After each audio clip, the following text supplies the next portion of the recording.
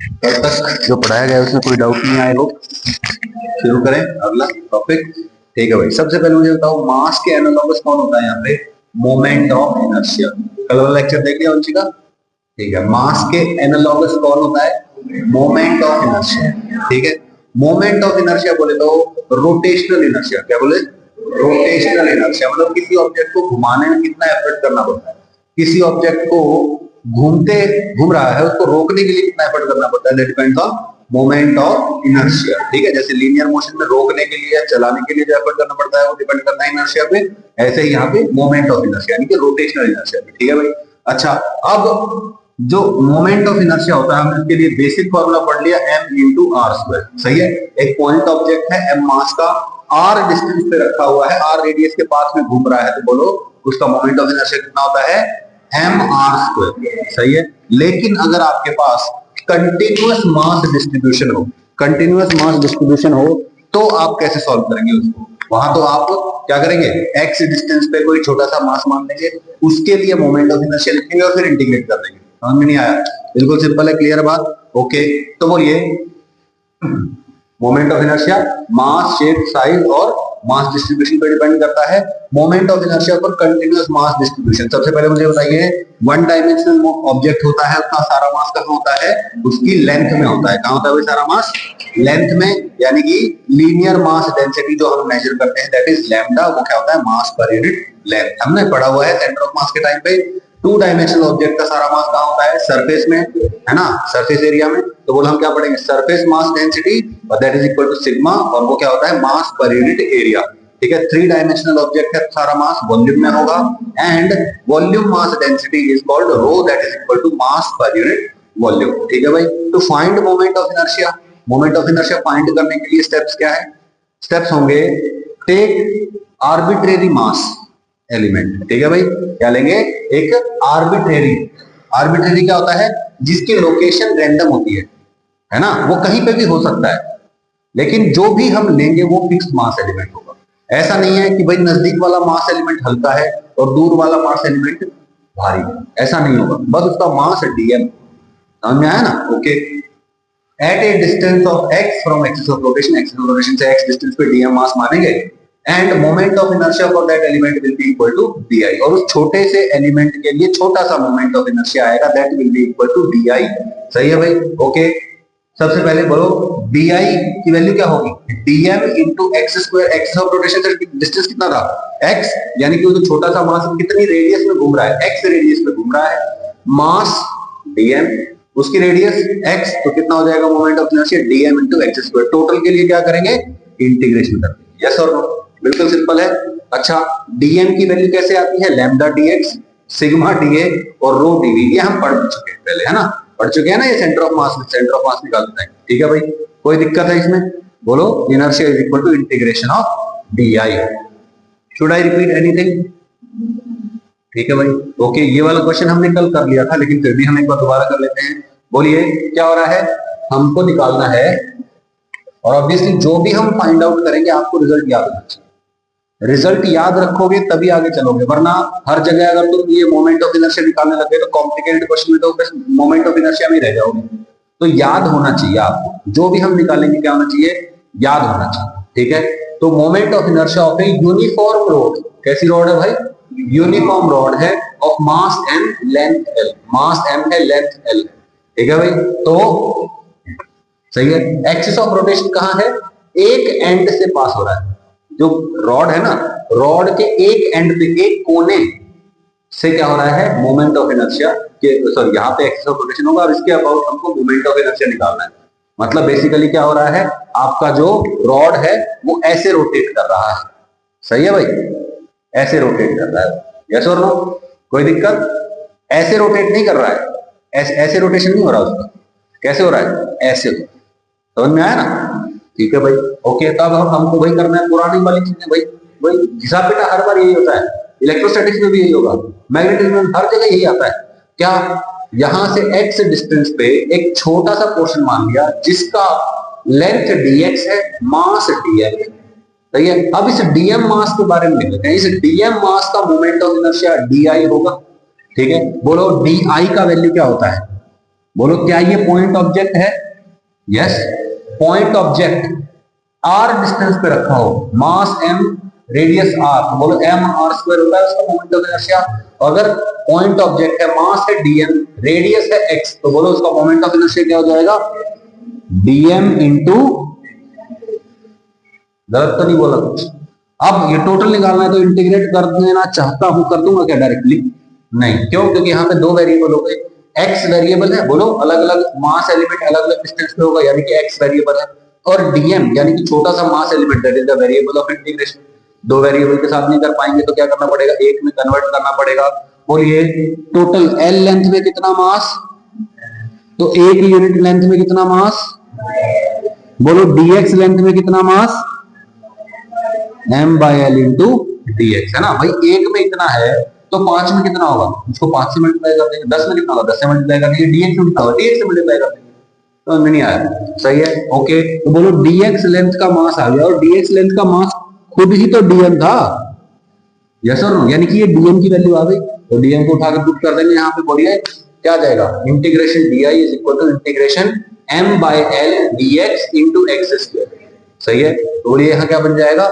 di is equal to m by l dx into x square, dm x square, सही है भाई, okay. तो अब इंटीग्रेशन लगा दो, di का इंटीग्रेशन आई, m l कांस्टेंट है, m बाय l बाहर आ जाएगा, क्या बनेगा? X square dx, x square dx, सही है। बोलो only x is the variable है, x is the only variable. बोलो x की वैल्यू कहां से स्टार्ट होती है? x की वैल्यू यहां से स्टार्ट होती है और कहां तक जाती है? l डिस्टेंस तक जाती है। तो बोलिए लिमिट लग जाएगी 0 से l। बोलिए m बाय l, ये तो बाहर रह जाएगा, एक्स स्क्वायर dx का integration x cube by 3, power में एक बढ़ जाता है, उसी से डिवाइड हो जाता है, x क्यूब बाय 3, लिमिट 0 से l। बोलो एक बार x की जगह l रखेंगे, क्या आ जाएगा? l क्यूब बाय 3 माइनस, फिर x की जगह 0 रख देंगे, वो 0 हो जाएगा, तो माइनस 0, तो l क्यूब बाय 3 माइनस 0 यानी कि l क्यूब बाय 3।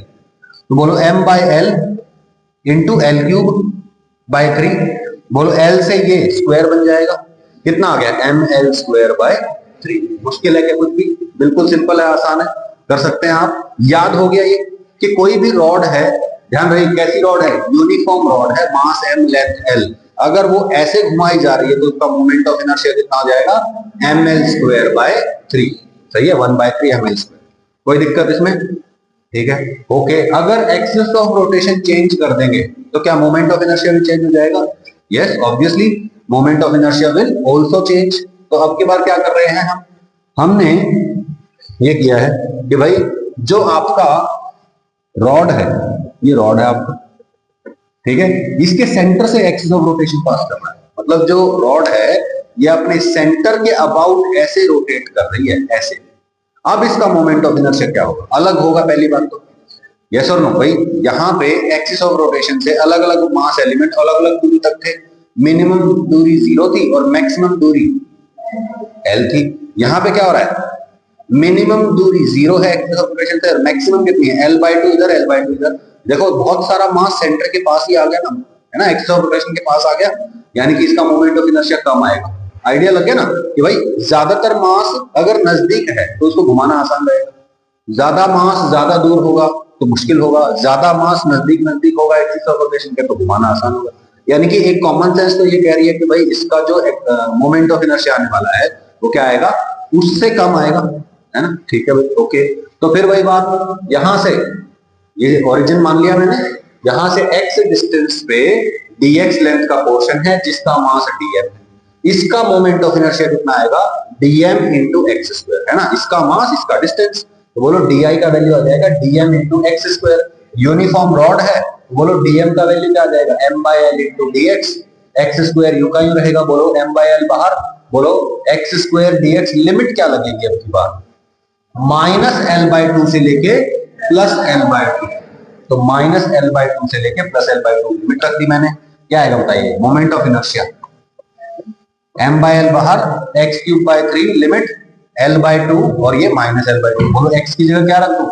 l/2, बोलो क्या आ जाएगा? l क्यूब बाय 8, और ये चाहो तो 3 को अभी बाहर निकाल लो, 3 बाहर निकल जाएगा, ठीक है। क्या आएगा बताना, यहाँ पे सॉल्व करते हैं। बोलो m bye 3l x cube, यानी कि l/2 का होल क्यूब, L/2 का होल क्यूब यानी कि L³/8 माइनस, फिर x की जगह -L/2 पुट करेंगे, यस और नो?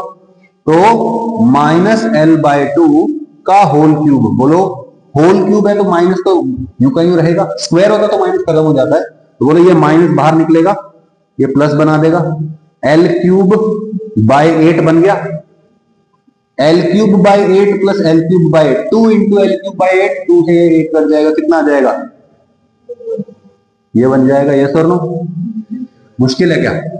अब बताओ, ML³, एक L से ये इसको स्क्वायर बना दो, और ये 4 और 3 कितना हो गया?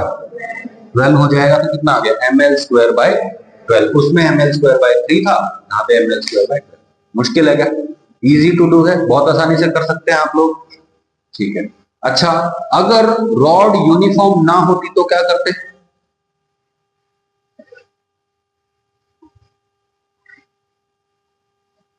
रॉड यूनिफॉर्म ना हो तो क्या करें भाई?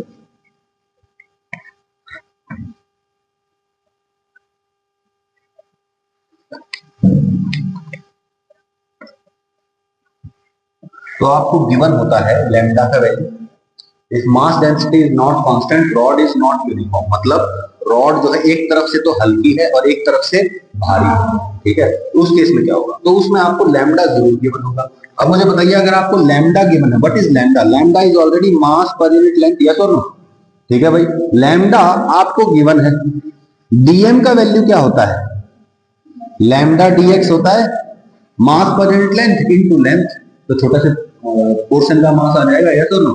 तो जहां पे भी डीएम लिखा होता है वहां पे आप डायरेक्टली लैम्डा डीएक्स कर सकते हैं, ठीक है। तो अब की बार भी वही करना है, एक्सिस ऑफ रोटेशन यहां है, यहां से x डिस्टेंस की दूरी पर एक dx लेंथ का पोर्शन मानेंगे जिसका मास dm होगा, सही है। अब इस dm को पॉइंट ऑब्जेक्ट मान सकते हैं, dm को पॉइंट ऑब्जेक्ट माना, पॉइंट ऑब्जेक्ट x डिस्टेंस पे रखा है, कितना हो जाएगा मोमेंट ऑफ इनर्शिया? उसका मास इनटू डिस्टेंस का स्क्वायर, यानी कि di का वैल्यू क्या आ गया? dm into x square. अब मुझे बताइए dm क्या होता है? लैम्डा dx, यस और नो? अब लैम्डा का वैल्यू गिवन है लैम्डा नॉट एक्स, तो लैम्डा की जगह आ गया लैम्डा नॉट एक्स, बोलिए क्या आ जाएगा? dm is equal to lambda not x dx, सही है भाई। di is equal to dm हो गया lambda not x dx, lambda not x dx और ये एक्स स्क्वायर, सही है भाई। बोलो इंटीग्रेशन dl ये करेंगे, बोलो लैम्डा नॉट कांस्टेंट बाहर निकाल देंगे, यहाँ क्या बनेगा? x³ dx, सही है भाई, ये 3 x³ dx, लैम्डा नॉट 0 से l लगेगा लिमिट, क्यों? क्योंकि x की जो वैल्यू है वो 0 से स्टार्ट होती है और कहां तक जाती है?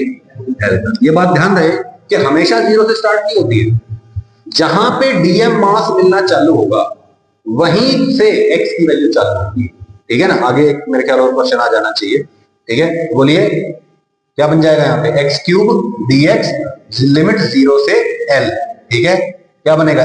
x³ का इंटीग्रेशन x की पावर 4/4, ठीक है, x की पावर 4/4 लिमिट 0 से l, x की जगह l रखो, क्या आ जाएगा? l की पावर 4/4 माइनस 0, तो लैम्डा नॉट l की पावर 4/4 आ जाएगा। समझ में नहीं आया? कोई दिक्कत है? बिल्कुल सिंपल है ना, ठीक है। अब अगले क्वेश्चन में क्या दे दिया आपको? रॉड अभी भी नॉन यूनिफॉर्म है, लेकिन लैम्डा का वैल्यू जो है वो कुछ इस तरीके से चेंज हो रहा है, लैम्डा इज स्टिल वेरिएबल, ठीक है। लैम्डा अभी भी क्या है? वेरिएबल है, और a प्लस bx के बराबर है। तो क्या करना है? सीधा सीधा जहां पे भी लैम्डा आता है वहां पे a प्लस bx पुट करना है, यस और नो? एक्सिस ऑफ रोटेशन आपको गिवन है, x डिस्टेंस पे dx लेंथ का पोर्शन बना जिसका मास dm है, dm का मोमेंट ऑफ इनर्शिया di होगा, dm x स्क्वायर के बराबर। What is dm? Lambda dx। What is lambda? इसको ओपन कर देना यहां लाके, समझ में नहीं आया? देखिए क्या हो रहा है, dm का वैल्यू आ गया a plus bx into dx, सही है। तो बोलो di is equal to dm into x square, बोलो dm क्या होगा? Lambda dx into x square. अब बताओ dx तो यूं रहेगा, बोलो x स्क्वायर को अंदर मल्टीप्लाई करो, क्या आ जाएगा? ax square plus bx³ dx। अब बताओ समथिंग प्लस समथिंग, बोलो क्या करो? इसका अलग से इंटीग्रेशन कर दो, इसका अलग से इंटीग्रेशन कर दो। कितने वेरिएबल्स हैं यहाँ पे? एक ही है, दैट इज x, तो हमें कोई दिक्कत नहीं है, 0 से l की लिमिट है। बोलो ax क्यूब बाय 3 बनेगा, इसका bx की पावर 4 बाय 4 बनेगा, जीरो से एल सॉल्व करा, al cube by 3 plus bl 4 by 4 आ जाएगा। समझ में नहीं आया क्या? बहुत मुश्किल लगने लग रहा है आपको? बहुत ही ज्यादा इजी है ना? Yes, okay. Find moment of inertia of a uniform rod of mass 4 kg and length 2 meter lying 3 meter away from axis of rotation as shown below। अभी क्वेश्चन अलग है, क्या कह रहा है? रॉड है, उसका मोमेंट ऑफ इनर्शिया निकालना है। रॉड का मास कितना है? 4 kg, उसकी लेंथ कितनी है? 2 मीटर, और ये कहाँ रखा है? इससे 3 मीटर दूर पे रखा है। मतलब हम जब यहां से x डिस्टेंस पे dx लेंथ का पोर्शन मानेंगे जिसमें मास dm होगा, तो x की वैल्यू कहां से स्टार्ट होगी? 3 से चालू होगी और कहां तक जाएगी? 5 तक। यस और नो? क्योंकि जब हम x डिस्टेंस पे dx पोर्शन ले रहे हैं तो बोलो x की वैल्यू कहां से स्टार्ट होगी? x की वैल्यू वहां से स्टार्ट होगी जहां से हमको dm मास मिलना चालू होगा।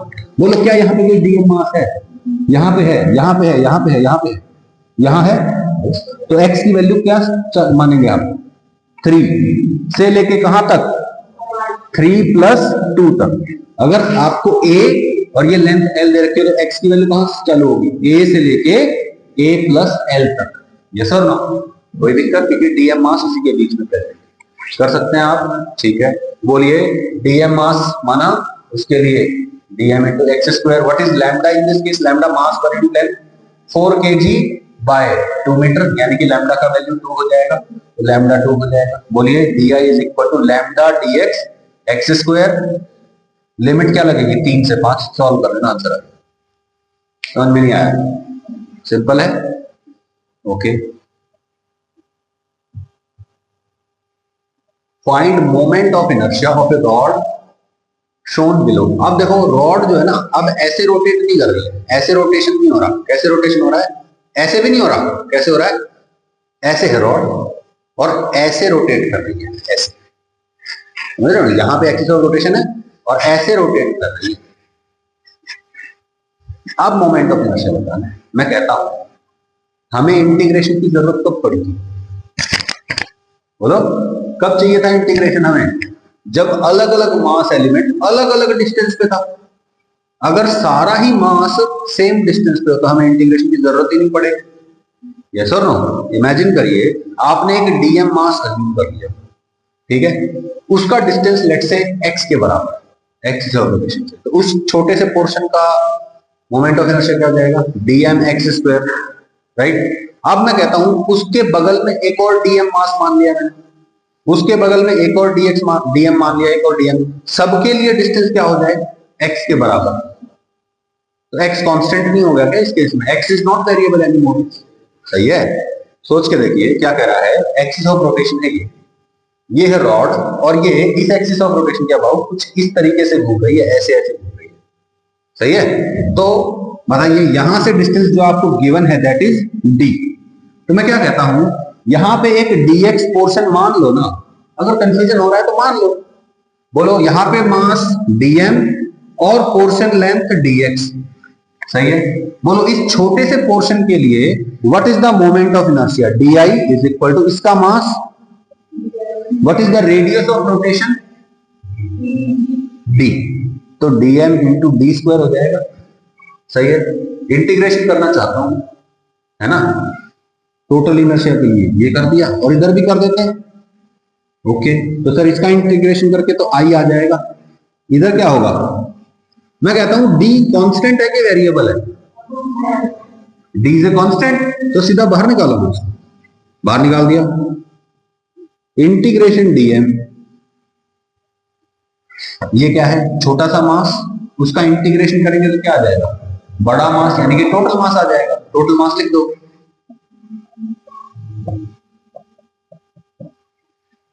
सही है? ऐसा क्यों हुआ? क्योंकि सारा का सारा मास d डिस्टेंस पे है। तो आप इक्वली कह सकते हो कि इसको ना एक पॉइंट ऑब्जेक्ट, तो ऐसे पॉइंट ऑब्जेक्ट अज्यूम कर लिया, पॉइंट ऑब्जेक्ट आ गया।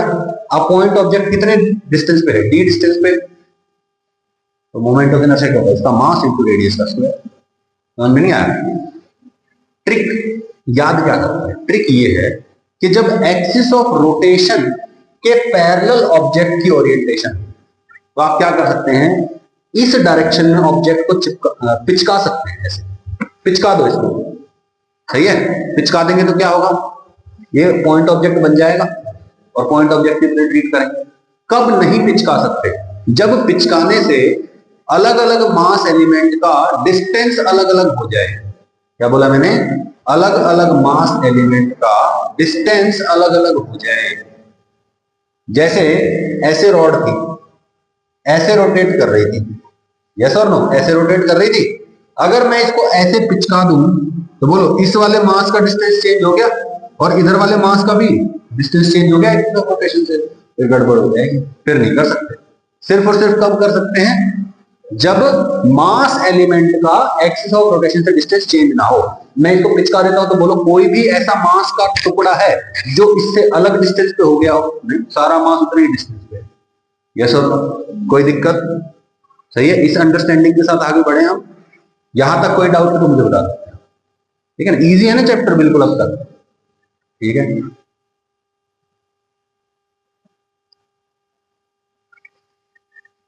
अब एक रिंग दे दिया आपको, रिंग समझते हो आप लोग, है ना?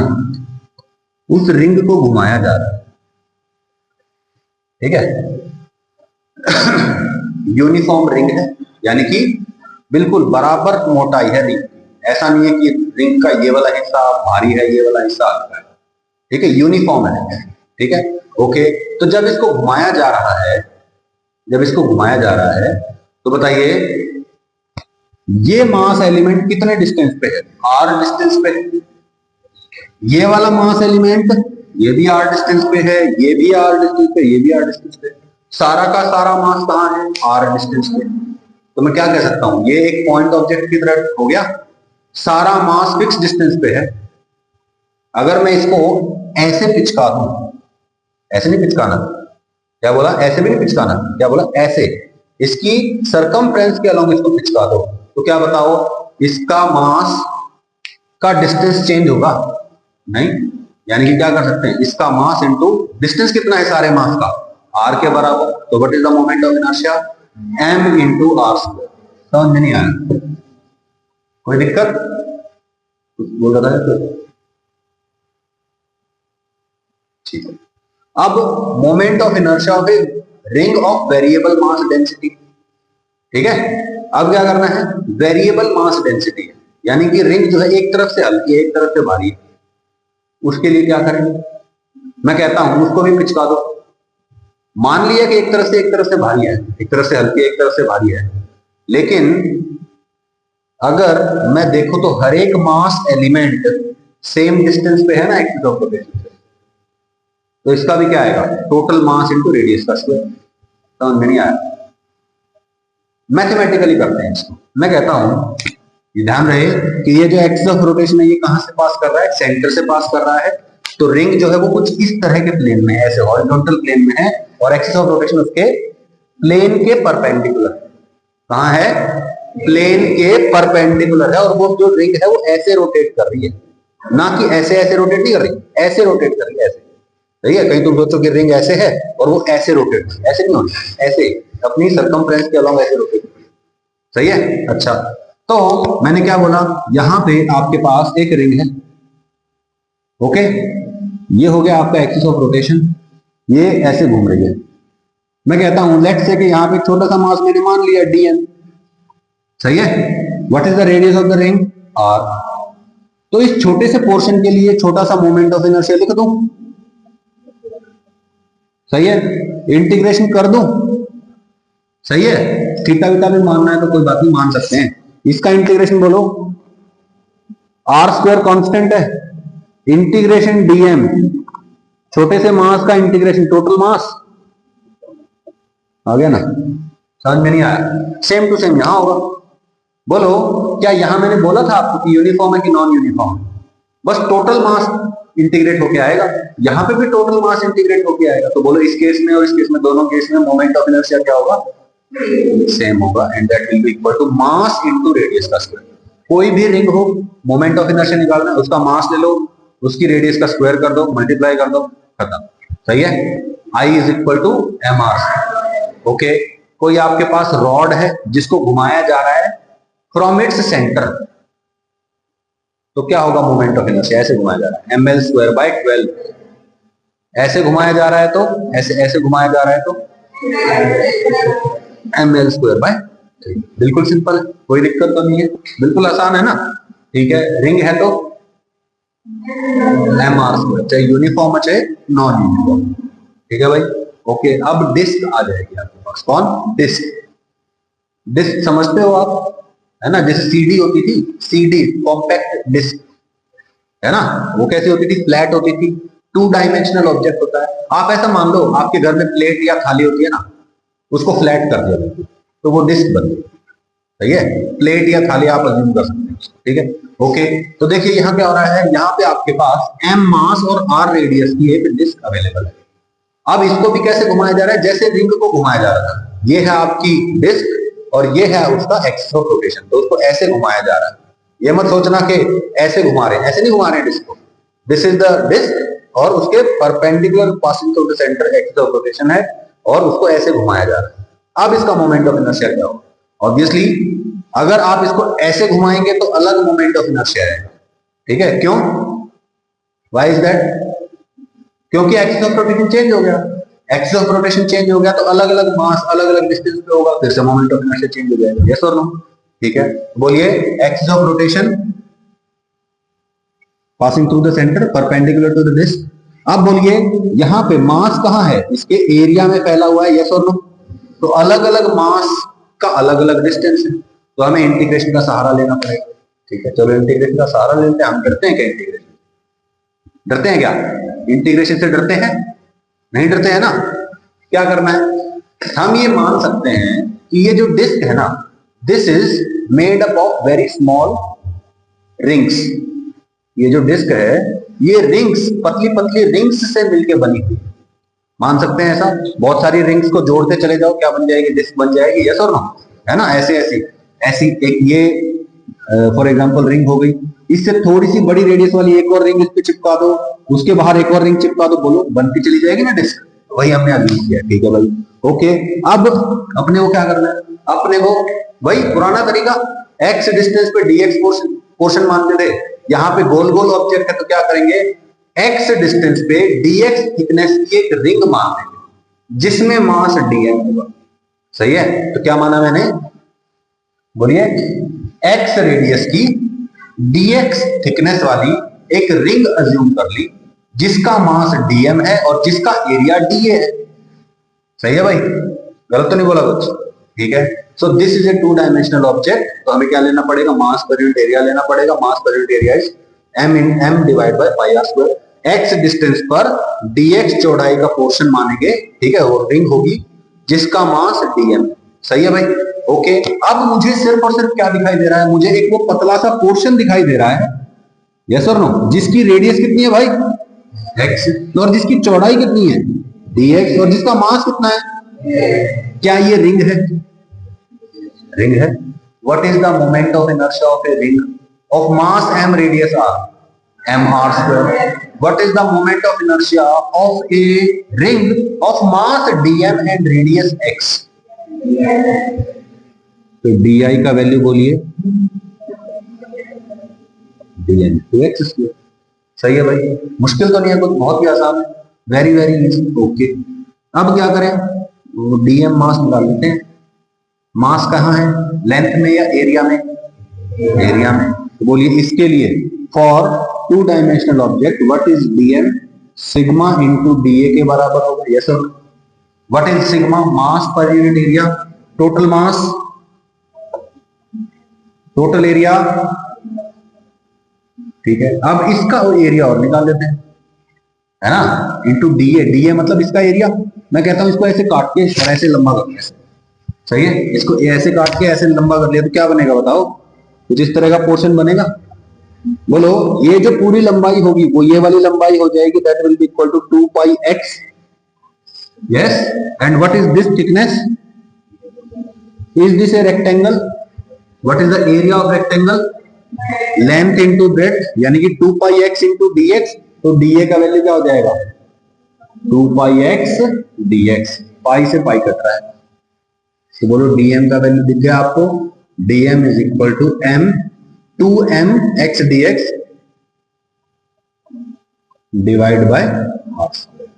dm का वैल्यू आ गया, यहां पे उठा के पुट कर दो, क्या आएगा बताना, di is equal to 2m x dx divide by r square into x square, सही है। इंटीग्रेशन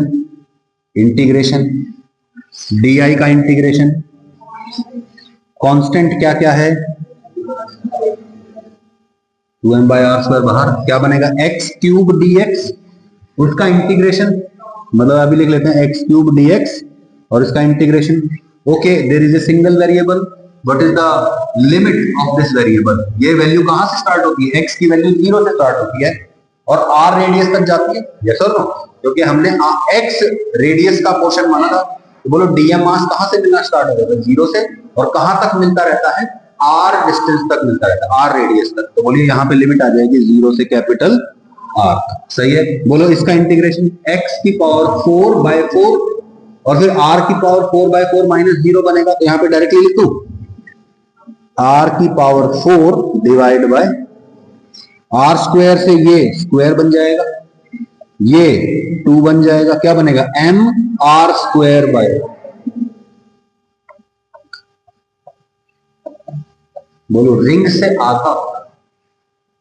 अब मैं आपको कह दूं, एक मेरे पास मास m रेडियस r की रिंग है और उतने ही मास m मास और r रेडियस की एक डिस्क है, किसका मोमेंट ऑफ इनर्शिया ज्यादा होगा, रिंग का ज्यादा होगा, डिस्क का कम। अब क्वेश्चन में इतना सिंपल नहीं पूछूंगा, क्वेश्चन में आपसे क्या पूछूंगा, क्वेश्चन में आपसे पूछूंगा किसको घुमाना आसान है, क्यों, क्योंकि उसका मोमेंट ऑफ इनर्शिया कम है, इसका रोटेशनल इनर्शिया कम होता है, उसको घुमाना आसान है। मास दोनों का सेम है, रेडियस दोनों की सेम है, लेकिन मास डिस्ट्रीब्यूशन अलग अलग है, इसलिए हम क्या कहेंगे मोमेंट ऑफ इनर्शिया अलग है और डिस्क को घुमाना आसान। कुछ मुश्किल लग रहा है इसमें, कोई भी डाउट यहां तक, बिल्कुल सिंपल साधारण है ना, बोलिए भाई एम आर स्क्वायर बाय 2 आ जाएगा। अब नॉन यूनिफॉर्म डिस्क होगी तो क्या करेंगे, sigma equal to sigma naught x दे रखा है, जहां पे सिग्मा लिखना था सिग्मा डी है, वहां पे सिग्मा की जगह डायरेक्टली क्या आ जाएगा सिग्मा नॉट एक्स आ जाएगा, सही है, कर सकते हैं आप, बिल्कुल सिंपल है। ओके,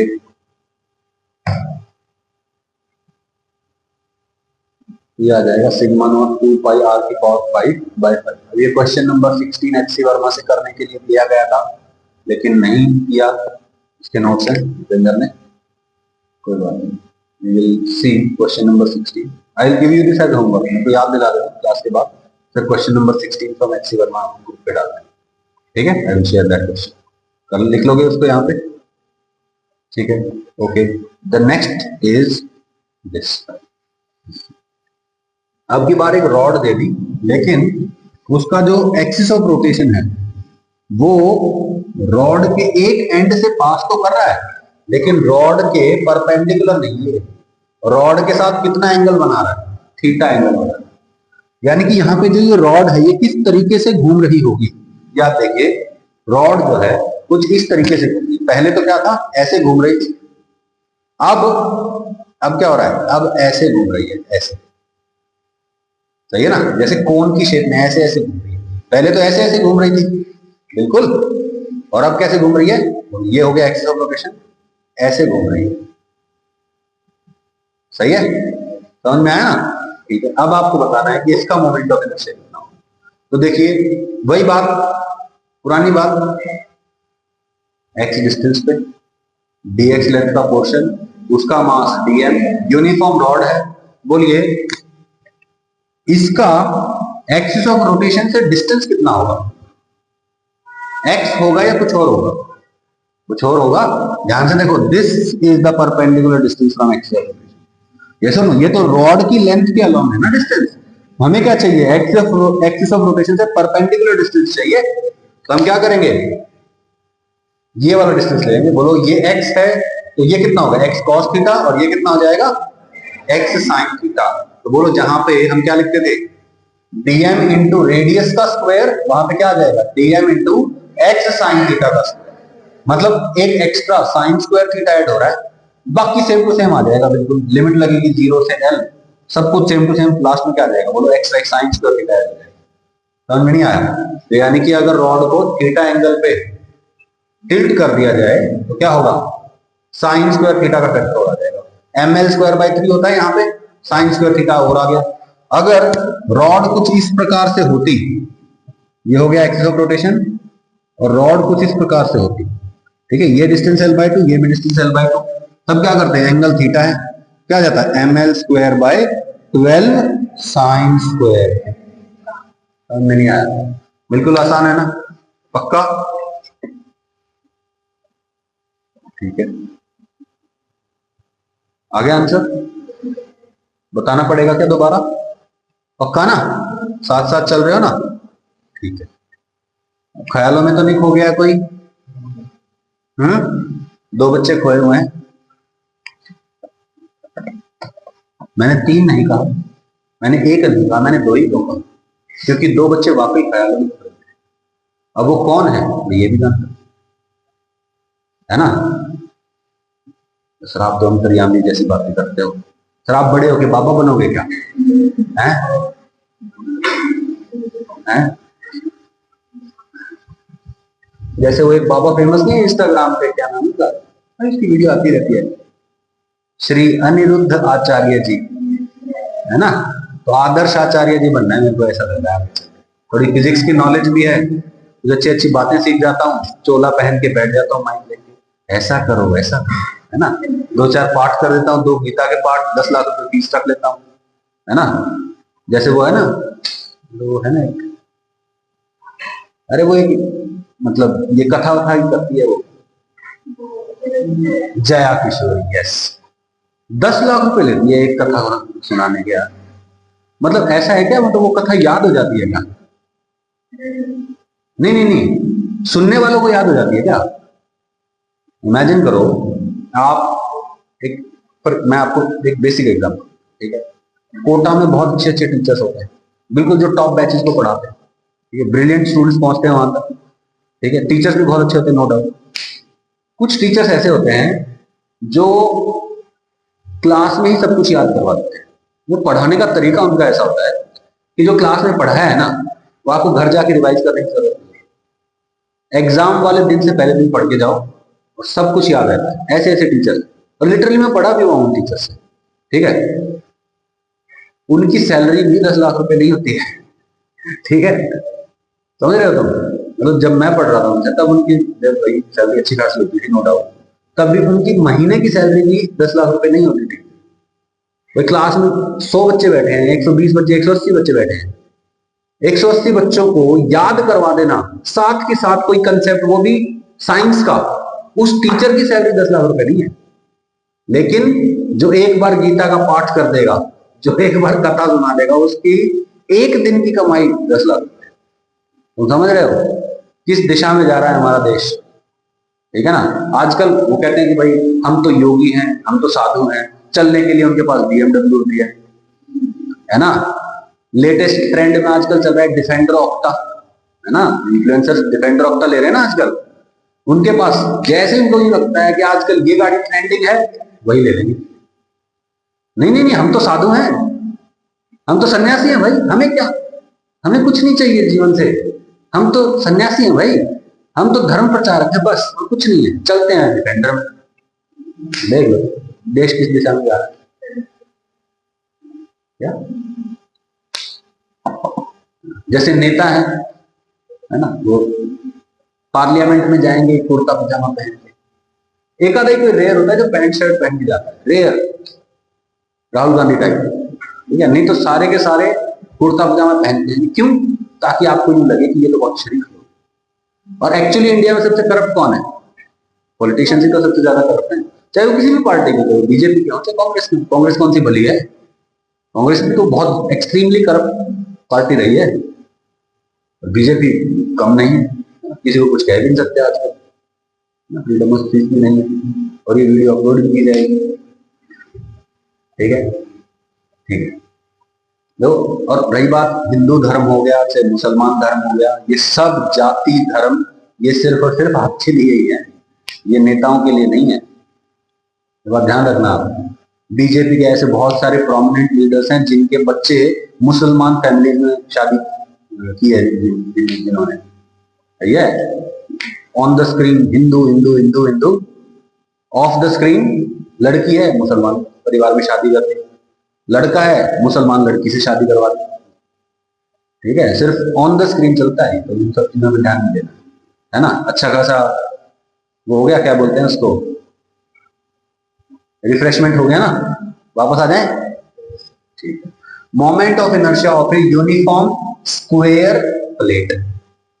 प्लेट है, प्लेट समझते हो ना, जैसे घर में थाली होती है उसको काट के स्क्वायर बना दो, काटना नहीं घर जाके, सर नहीं एक्सपेरिमेंट करना है, घुमा के देखेंगे, रोटेशनल मोशन पढ़ रहे हैं, घुमा के देखेंगे, फिर मम्मी क्या करेगी, फ्लाइंग चप्पल, है ना। ठीक है, तो हमारे पास क्या है, एक स्क्वायर प्लेट। मतलब शब्द बात प्लेट के लिए बात यह है कि जब प्लेट बोला जाता है मतलब एक 2 डायमेंशनल ऑब्जेक्ट, ठीक है ना। ओके, तो आपके पास एक स्क्वायर प्लेट है जिसको इस एज के अबाउट रोटेट किया जा रहा है। ठीक है, जैसे ये एक स्क्वायर प्लेट हो गई ऑलमोस्ट, ठीक है, इसको ऐसे घुमाया जा रहा है, ऐसे, ये फिक्स्ड है, ऐसे घुमाया जा रहा है, ऐसे। ठीक है, समझ में आया ना। ठीक है, अब इसको घुमा तो रहे हैं, इसका मोमेंट ऑफ इनर्शिया क्या होगा, साइड दे दिया आपको ए, कैसे फाइंड आउट करें हम इसे? मैं कहता हूं इसको एक्स ऑफ रोटेशन के पैरेलल पिचका दो। तो ये पिचकाएंगे क्या होगा, बोलो, यहां पे जो एलिमेंट है, यहां पे जो एलिमेंट है, यहां जो एलिमेंट है, ये जो एक लाइन में एलिमेंट है ना parallel to the axis of rotation, इन सब का डिस्टेंस क्या है, सेम है, और मैं इसको पिचका दूंगा तो क्या मास चेंज हो जाएगा, नहीं। क्या मास एलिमेंट्स का डिस्टेंस चेंज हो जाएगा, नहीं। ना मास चेंज हुआ, ना मास डिस्ट्रीब्यूशन चेंज हुआ, तो ऑब्वियसली मोमेंट ऑफ इनर्शिया भी चेंज नहीं होगा। ऐसे तो नहीं पिचका सकते ना, फिर अलग अलग मास जो अलग अलग डिस्टेंस पे थे वो सारे अलग अलग डिस्टेंस पे हो जाएंगे, मास डिस्ट्रीब्यूशन चेंज हो जाएगा। तो हम ऐसे पिचका सकते हैं, कोई दिक्कत नहीं, parallel to the axis of rotation ऐसे पिचका सकते हैं। पिचका दो, पिचका दो, इसको प्लेट को पिचकाएंगे, क्या बन जाएगा, रॉड बन जाएगी। यस और नो, तो क्या बन गया, एक रॉड बन गई जिसकी ये लेंथ कितनी है, ए, एल लेंथ थी तो कितना है, m l square by 3, a length है तो कितना हो जाएगा, एम ए स्क्वायर। बोलो मुश्किल है, बिल्कुल सिंपल।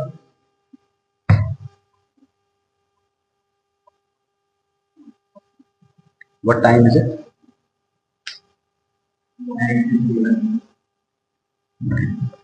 Okay, alright. अब देखिए यहां पे आपके पास एक स्क्वायर प्लेट है, स्क्वायर प्लेट है, ओके ऑलराइट, बहुत बढ़िया। लेकिन जो एक्सिस ऑफ रोटेशन है वो कहां से पास कर रहा है, सेंटर से पास कर रहा है। ठीक है ना, मतलब अब की बार जो प्लेट है उसको कैसे रोटेट किया जा रहा है, ऐसे रोटेट किया जा रहा है, ऐसे। पहले तो ऐसे रोटेट कर रहे थे ना, अब कैसे रोटेट कर रहे हैं, ऐसे, ऐसे रोटेशन चल रहा है। ठीक है, ओके। अब मुझे बताइए क्या अभी भी मैं इसको पिचका सकता हूं, यस। बस पिचकाने का रूल क्या है, parallel to the axis of rotation, ताकि ना मास चेंज हो और ना ही मास एलिमेंट्स का डिस्टेंस चेंज हो, यानी कि मास डिस्ट्रीब्यूशन भी चेंज नहीं होना चाहिए। ऐसे पिचका दूं, बोलो कोई भी मास अलग अलग डिस्टेंस पे हो गया कि पहले के मुकाबले, नहीं, तो बोलो ऐसे पिचका दिया, रॉड बन गई। व्हाट इज दिस, ए, ये एल होता था तो कितना होता है, एम एल स्क्वायर बाय 12, कितना हो जाएगा, एम ए स्क्वायर बाय 12। मुश्किल है क्या, बिल्कुल सिंपल है। ठीक है, moment of inertia of a hollow sphere, hollow sphere खोखला स्फीयर है, खोखला स्फीयर। एक बार रिजल्ट याद कर लेंगे, कल डेरिवेशन कर लेंगे। ठीक है, तो इसका आंसर आता है 2/3 mr स्क्वायर। ठीक है, और अगर आपके पास क्या होता है सॉलिड स्फीयर, सॉलिड, तो क्या आ जाएगा 2/5 mr स्क्वायर। सोच के देखो, mr स्क्वायर याद है आपको, रिंग के लिए mr स्क्वायर, डिस्क के लिए mr स्क्वायर बाय, सही है। अच्छा, डिस्क के लिए कम क्यों हो गया था, क्योंकि मास जो है रोटेशन के नजदीक था। ऐसे ही आप याद करिए, आपके पास एक होलो स्फीयर है और एक आपके पास सॉलिड स्फीयर है, ये सॉलिड है। ठीक है, जैसे अपने पास बॉल है ना, उसके अंदर भी मास है ना, ठीक है, तो बोलो इन दोनों में ज्यादा मास बराबर है दोनों का, रेडियस भी बराबर है दोनों की, लेकिन मोमेंट ऑफ इनर्शिया ज्यादा किसका होगा? इसका ज्यादा होगा। क्यों? क्योंकि देखो यहां पे बहुत सारा मास एक्सिस ऑफ रोटेशन से दूर है, यस और नो, और यहां पे क्या हो रहा है बोलो, एक्सिस ऑफ रोटेशन ऐसे है, बहुत सारा मास, जो मास यहाँ है ना वॉल्यूम के अंदर, तो बहुत सारा मास इसके एक्सिस ऑफ रोटेशन के नजदीक है, तो यहाँ कम आएगा, यहाँ ज्यादा आएगा। कॉमन सेंस करिए, यहां आता है कितना 2/3 और यहां, सही है, याद रहेगा, ऐसे याद कर लो। इन चारों में ऑर्डर क्या होगा, ये ज्यादा, ये उससे कम। हाँ, वाह वाह वाह, बहुत पढ़े लिखे बच्चे हैं, वाह वाह, अरे धन्य हो गया, बेस्ट बैच आप है ना, है ना, कहा था ना मैंने बेस्ट बैच है तुम्हारा, है ना। हाँ, अरे ये कितना है mr स्क्वायर, ये 0.5 mr स्क्वायर, ये 0.666 mr स्क्वायर, तो इन दोनों में ज्यादा कौन है? ये वाला ज्यादा है, और ये कितना है 2/5 यानी कि 0.4 mr स्क्वायर, तो ये सबसे कम है, ये उससे ज्यादा है, ये उससे ज्यादा, और ये सबसे ज्यादा है। समझ में आया? चार ऑब्जेक्ट हैं, ring, disc, solid sphere, hollow sphere, सबसे आसानी से कौन घूम सकता है? सबसे मुश्किल से कौन घूमेगा? रिंग। हाँ, कौन घूमेगा? mr स्क्वायर घूमेगा, सही है। ठीक है, तो ये रिजल्ट याद हो गए होंगे मेरे ख्याल से आपको, है ना, तो बेसिक अंडरस्टैंडिंग हो गई है। ठीक है, अब रेक्टेंगुलर शीट होती है तो क्या होगा बोलो, रेक्टेंगुलर शीट, इसको भी पिचकाना आना चाहिए, इसको कल पिचकाएंगे, ट्रायंगुलर शीट को कल देखेंगे। ठीक है भाई, आई होप यहां तक कोई डाउट नहीं है ना, कल इसका डेरिवेशन कर लेंगे, एक बार समझ लेंगे, डेरिवेशन इज ऑल्सो इंपॉर्टेंट। ठीक है, कि आप एक नई चीज सीखेंगे, नए तरीके से काम करना सीखेंगे। ठीक है, तो आई होप यहां तक कोई डाउट नहीं है। I will see you tomorrow.